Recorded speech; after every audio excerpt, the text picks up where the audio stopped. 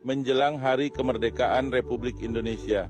Yang sudah follow, tekan love dan panah, saya transfer kamu 50 juta hari ini. Ini amanah buat kalian semua yang membutuhkan. Yang bilang hoax, saya buktikan sekarang juga. Yang agama Katolik dan Kristen wajib tekan love dan tambah.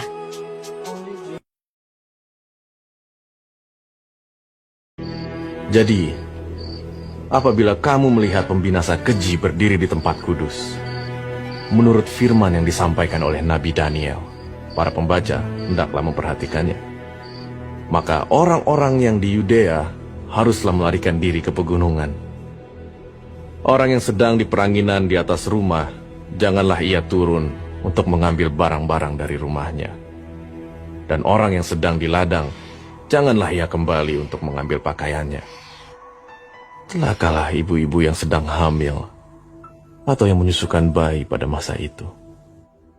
Berdoalah supaya waktu kamu melarikan diri itu jangan jatuh pada musim dingin dan jangan pada hari Sabat. Sebab pada masa itu akan terjadi siksaan yang dahsyat seperti yang belum pernah terjadi sejak awal dunia sampai sekarang, dan yang tidak akan terjadi lagi. Dan sekiranya waktunya tidak dipersingkat, maka dari segala yang hidup tidak akan ada yang selamat. Akan tetapi, oleh karena orang-orang pilihan, waktu itu akan dipersingkat. Pada waktu itu, jika orang berkata kepada kamu, "Lihat, Mesias ada di sini," atau "Mesias ada di sana," jangan kamu percaya.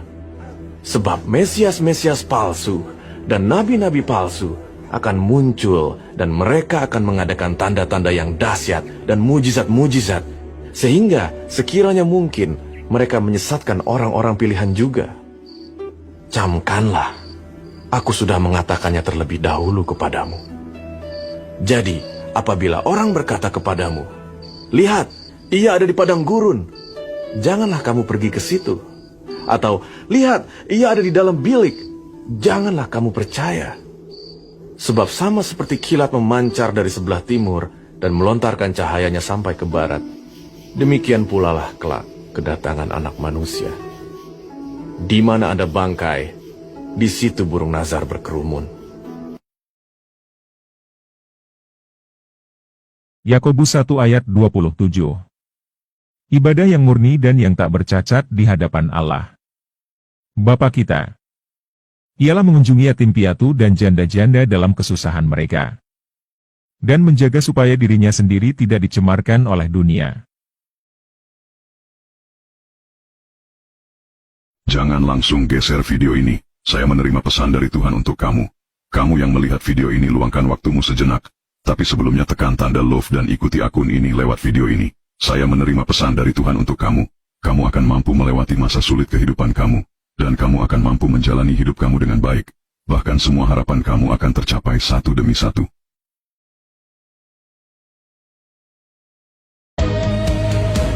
Perjuangan takkan terelakkan dalam menempuh kehidupan.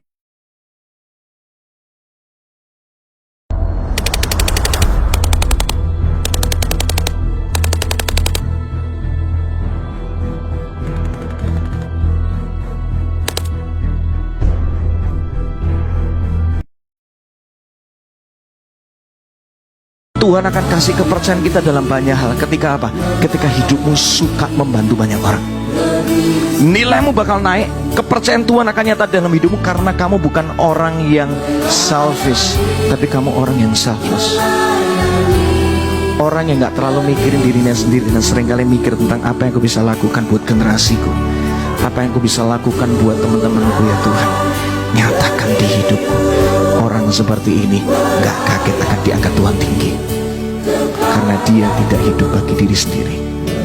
Panggilan Tuhan adalah untuk orang lain, bukan tentang sebuah pencapaian.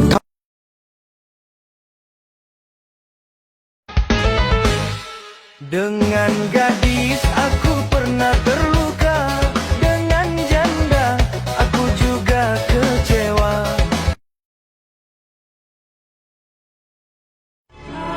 seburuk apapun episode yang harus kamu jalani di setiap harinya, percayalah, itu tidak mungkin di luar batas kemampuanmu.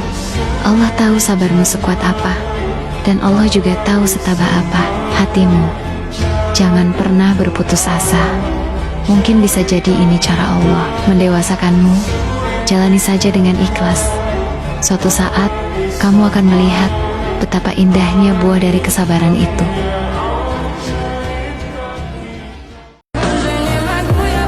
Seorang anak pernah bertanya kepada ayahnya, "Ayah, apa yang membedakan senyumku dan senyummu?"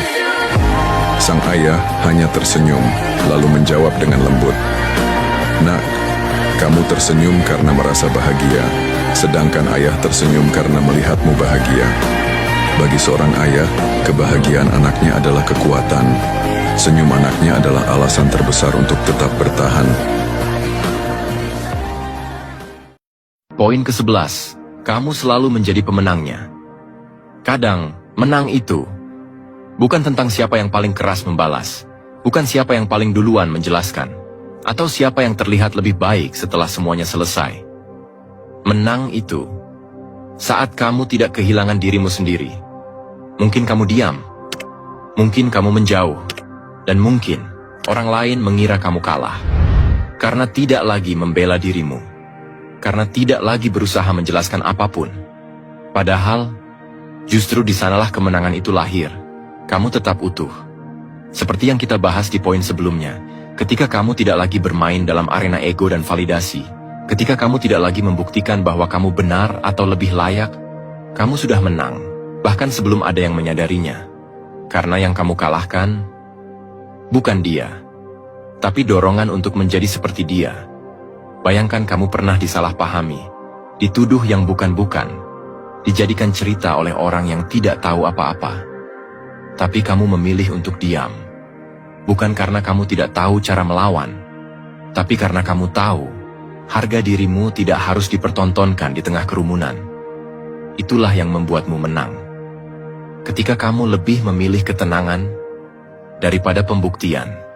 Dan lucunya, semakin kamu tidak membalas, semakin orang lain merasa ada yang berbeda.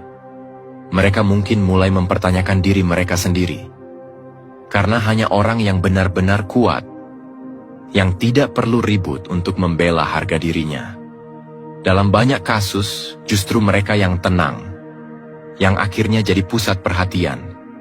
Dan bukan tidak mungkin, orang yang dulu meremehkanmu, diam-diam mulai bertanya-tanya, kenapa dia tidak marah?